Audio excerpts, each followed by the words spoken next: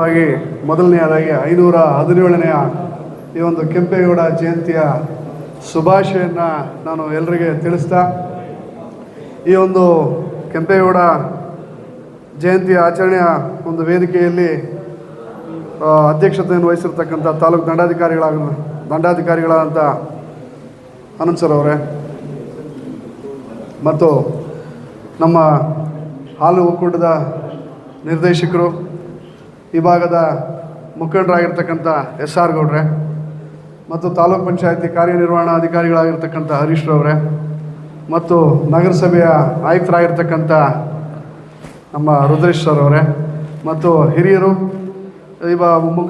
ಮುಖಂಡರಾದಂಥ ಮತ್ತು ಮಾಜಿ ನಗರಸಭೆಯ ಸದಸ್ಯರಾದಂಥ ರಾಮಣ್ಣವರೇ ಮತ್ತು ಕ್ಷೇತ್ರ ಶಿಕ್ಷಣಾಧಿಕಾರಿಗಳಾಗಿರ್ತಕ್ಕಂಥ ಕೃಷ್ಣಪ್ಪನವರೇ ಮತ್ತು ನಮ್ಮ ಕುಂಚಿಟೀರು ಸಂಘದ ಕಾರ್ಯದರ್ಶಿಗಳು ಹಿರಿಯರಾದಂಥ ಜನಾರ್ದನ್ ರವರೇ ಮತ್ತು ಗ್ಯಾರಂಟಿ ಸಮಿತಿಗಳ ಅಧ್ಯಕ್ಷರಾಗಿರ್ತಕ್ಕಂಥ ಪ್ರಧಾನ್ ನಾಗರಾಜಣ್ಣವರೇ ಮತ್ತು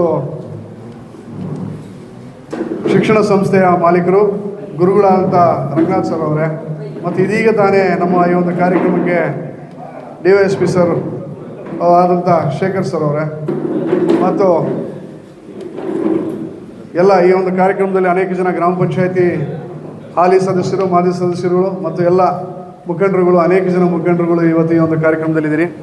ಬಂಧುಗಳೇ, ಇವತ್ತು ಕೆಂಪೇಗೌಡರ ಒಂದು ಕೊಡುಗೆ ನಿಜವಾಗಿ ಇವತ್ತು ಇಡೀ ಕರ್ನಾಟಕ ಅಲ್ಲ, ಇಡೀ ಪ್ರಪಂಚ ಸ್ಮರಿಸ್ತಾ ಇದೆ. ಯಾಕಪ್ಪ ಅಂತ ಹೇಳಿದ್ರೆ ಇವತ್ತು ಇಡೀ ಪ್ರಪಂಚದಾದ್ಯಂತ ಜನ, ಒಂದು ದೇಶದ ಜನ ನೋಡಲ್ಲ ನಾವು ಬೆಂಗಳೂರಿನಲ್ಲಿ. ಇವತ್ತು ಬೆಂಗಳೂರು ಎಷ್ಟು ವೇಗವಾಗಿ ಬೆಳೀತಾ ಇದೆ.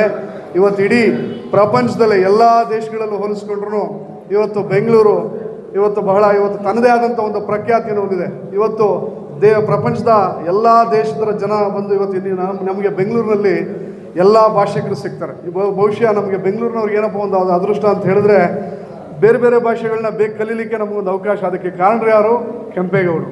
ಇವತ್ತು ಕೆಂಪೇಗೌಡರು ಅವರು 4 ದಿನಗಳಲ್ಲಿ ಗೋಪುರಗಳನ್ನು ಲಾಲ್ಬಾಗ್, ಹಲ್ಸೂರು, ಗವಿಪುರ ಮತ್ತು ಮೇಕ್ರಿ ಸರ್ಕಲ್, ಈ 4 ದಿಕ್ಕುಗಳನ್ನ ಇವತ್ತು ಒಂದು ಸ್ಥಾಪನೆ ಮಾಡಿ, ಇವತ್ತು 4 ದಿಕ್ಕುಗಳಲ್ಲಿ ಇವತ್ತು ಬೆಂಗಳೂರನ್ನ ಸ್ಥಾಪನೆ ಮಾಡಿ, ಅದರಲ್ಲೂ ವಿಶೇಷವಾಗಿ ಇವತ್ತು ಅಕ್ಕಿಪೇಟೆ, ಬಳೆಪೇಟೆ, ಕಬ್ಬನ್ಪೇಟೆ ಅಂತೇಳಿ ಇಂತಹ ನಗರಗಳನ್ನು ಸ್ಥಾಪನೆ ಮಾಡಿದವರು ಕೆಂಪೇಗೌಡರು. ಇವತ್ತು ಅವ್ರು ಇಟ್ಟಂತಹ ಹೆಸರುಗಳು ಇವತ್ತು ಬಹುಶಃ ಅದೇ ಅಲ್ಲ. ನೋಡಿ, ಇವತ್ತೊಂದು ಆಗಲೇ ನಮ್ಮ SR ಗೌಡರು ಮಾತಾಡ್ಬೇಕಾದ್ರೆ ಹೇಳಿದರು, ಒಂದು ನೀರಾವರಿ, ಒಂದು ಕುಡಿಯೋ ನೀರಿನ ಒಂದು ಭವಿಷ್ಯ ಮುಂದೆ ಬೆಂಗಳೂರು ಬೆಳೀತದೆ. ಆ ಒಂದು ಜನಗಳಿಗೆ ಒಂದು ಕುಡಿಯೋ ನೀರು ಮತ್ತು ಕೆರೆಗಳನ್ನ ಸುಮಾರು 1000ಗಿಂತ ಹೆಚ್ಚು ಕೆರೆಗಳನ್ನ ಇವತ್ತು ಬೆಂಗಳೂರಿನಲ್ಲಿ ಸ್ಥಾಪನೆ ಮಾಡಿದಂಥ ಕೀರ್ತಿ ಅದು ಕೆಂಪೇಗೌಡರಿಗೆ ಸಲ್ತದೆ.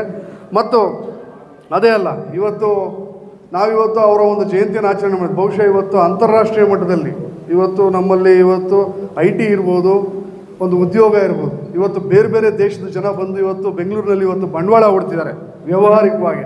ಯಾಕಪ್ಪ ಅಂತ ಹೇಳಿದ್ರೆ ಬೆಂಗಳೂರು ಸುಭಿಕ್ಷವಾಗಿದೆ.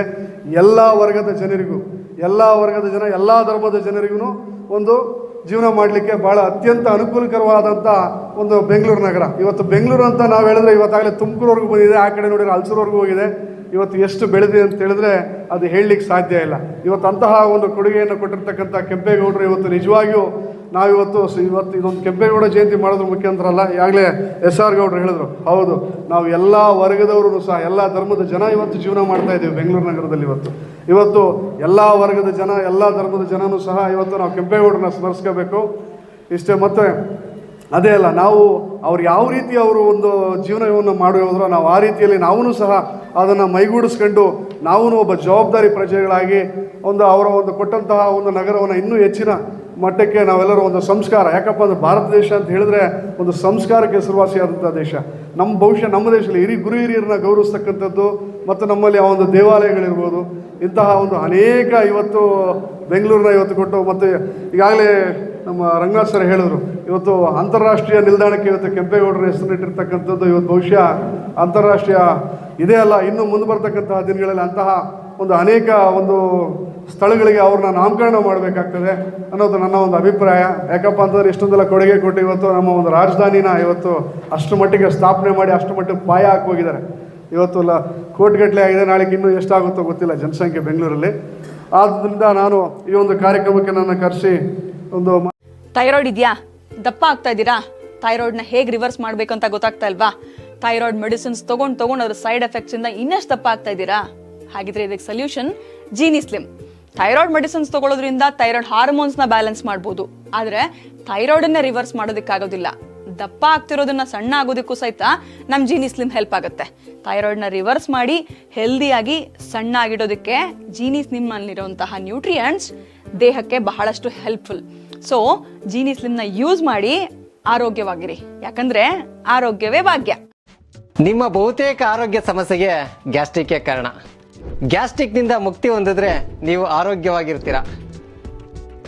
ಪ್ರತಿದಿನ ಜೀನಿ ಗ್ಯಾಸ್ಟ್ರಿಕ್ ರಿಲೀಫ್ ಸೇವಿಸಿ, ಇದು ಗ್ಯಾಸ್ಟ್ರಿಕ್ಗೆ ಉತ್ತಮ ಆಹಾರ. ಜೀನಿ ಗ್ಯಾಸ್ಟ್ರಿಕ್ ರಿಲೀಫ್ ಎಲ್ಲಾ ಮೆಡಿಕಲ್ ಶಾಪ್ಗಳು ಹಾಗೂ ದಿನಸಿ ಅಂಗಡಿಗಳಲ್ಲಿ ಲಭ್ಯ.